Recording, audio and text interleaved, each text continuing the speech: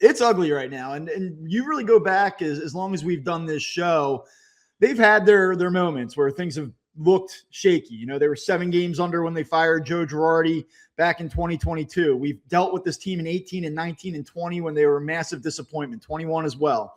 But in terms of the recent iteration of this show, we've never seen anything quite like this. And we've seen bad stretches in terms of win-loss, but we've never seen baseball with this group and what we expect to be a floor of competence. We've never seen anything like this. This team is terrible right now. Terrible.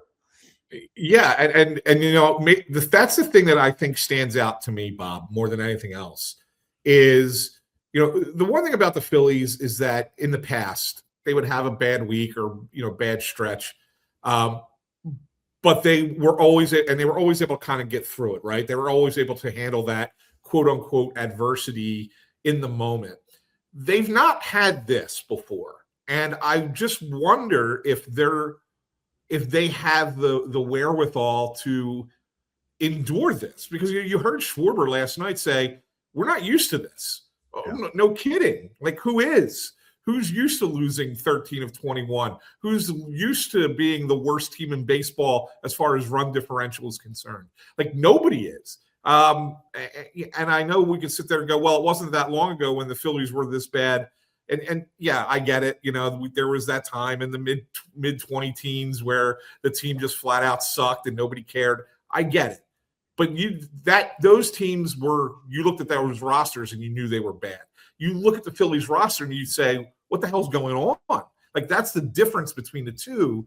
And, you know, sometimes when you're really good players and you get your ass handed to you a little bit, it takes a minute to understand, because you're not used to failing like this. And you have to and I think you get the sense that there's probably some doubt, and they're not going to publicly say this, but I think that there's got to be some doubt that, hey, is this just a bad stretch, or are there deeper issues that might be a little bit more long-term here that we're going to have to figure out and may not be able to figure out or may not be able to overcome? I mean, you just look at the numbers right now, and we did this exercise to an extent on Friday, so I don't want to be repetitive in it, but as it stands this morning, they've scored 3.57 runs per game. They're one of 9 teams in baseball that are failing to average at least 4 runs per game right now.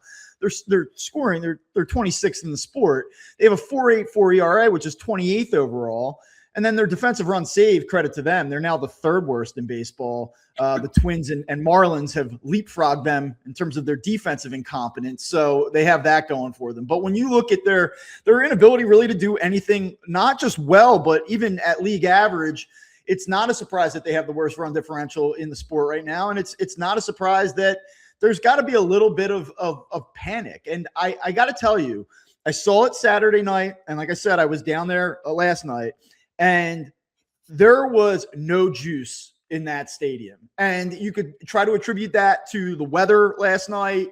And, you know, it was cold and it was windy early on, and there was some drizzle. Just wasn't a good day. But, like, you could just feel it. Like, when Harris homered to make it 2-1, I think everyone in the stadium that was paying attention collectively felt like they're probably not going to win this game. It was just so typical to see them come out, score the 2 quick runs. They get Harper on, nobody out, first inning, and they don't score again. I mean, they didn't have a hit all weekend with runners in scoring position. They hardly had that many plate appearances with runners in scoring position. There's just a real – before there was an annoyance with this team when it didn't meet the moment and it didn't meet the expectation. But now I feel like that in real time we're starting to see a shift where people feel like we might be in for a long summer here. And I don't want to get too far ahead, and I don't want to be overly reactionary. I think you still need a few more weeks to get to the point where you say this might be a lost summer.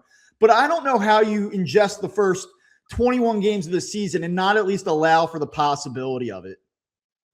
Oh, I think that's the best way of putting it, Bob, is exactly what you just said. Like, that the possibility now exists that it could be a long summer. You know, you do have to give some benefit of the doubt because it is April, and most baseball teams wait till Memorial Day to kind of make the determination of what their season's going to, you know, look like.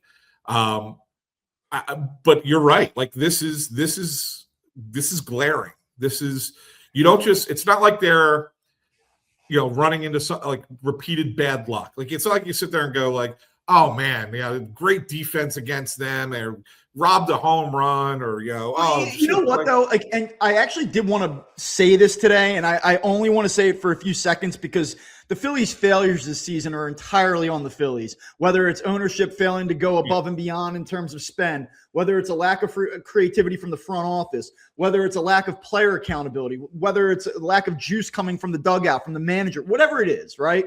However you want to shake it out. There also has been an element or slice of poor luck mixed into this, both just in terms of the eye test and what some of the numbers bear out. Like last night, you've seen that fifth inning. Like, of course, there's an infield single mixed in. Like, why wouldn't there be? Schwarber comes up in the ninth inning, strokes a ball down the right field corner. Acuna makes a great running catch. Like, there have been in short doses and small doses, elements of bad luck. Like they've gotten dinked and dunked to death at points. It feels like they give up at least one infield single per night.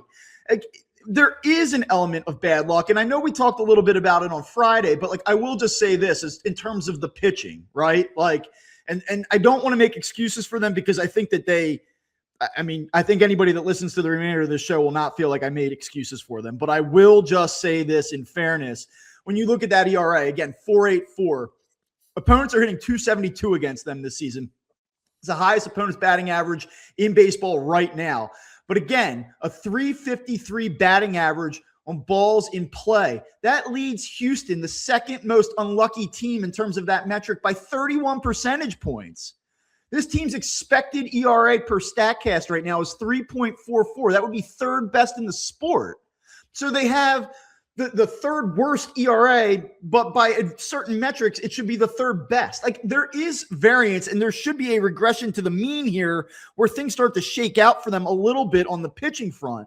But even if it does, I just don't know. Like I said it almost kiddingly a week ago or 10 days ago, that this offense feels like stand around and wait for Kyle Schwarber or Bryce Harper to do something. And if they don't, we're probably screwed. Well, you fast forward 10 days and like that really is the essence of the Phillies offense. That is what they are offensively right now.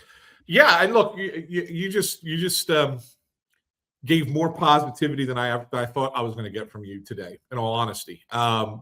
Because I know that those numbers are there. I see it, Bob, right? Like, and I'm usually the pragmatist. I'm usually the guy who's going to sit here and tell you, that's more indicative of what the team actually is.